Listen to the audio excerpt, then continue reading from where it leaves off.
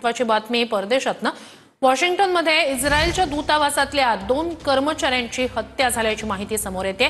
यहुदी म्युझियमजवळ 2 इस्रायली कर्मचाऱ्यांची गोळ्या घालून हत्या करण्यात आलेली आहे। तर इस्रायली दूतावासातले हे 2 कर्मचारी ज्यांची हत्या करण्यात आलेली आहे, गोळ्या घालून हत्या करण्यात आलेली आहे। एका म्युझियम जवळ, यहुदी म्युझियम जवळ या 2 कर्मचाऱ्यांची गोळ्या घालून हत्या करण्यात आलेली आहे।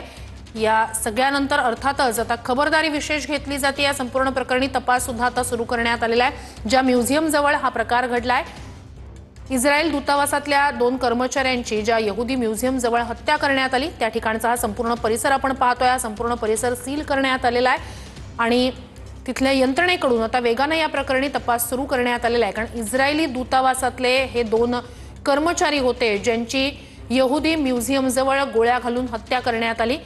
आता यामागचं नेमकं काय कारण आहे, ही हत्या करण्यामागचे कारणाचा तपास घेतला जातोय, मात्र हत्या करणाऱ्यांचा सुद्धा शोध घेतला जातोय।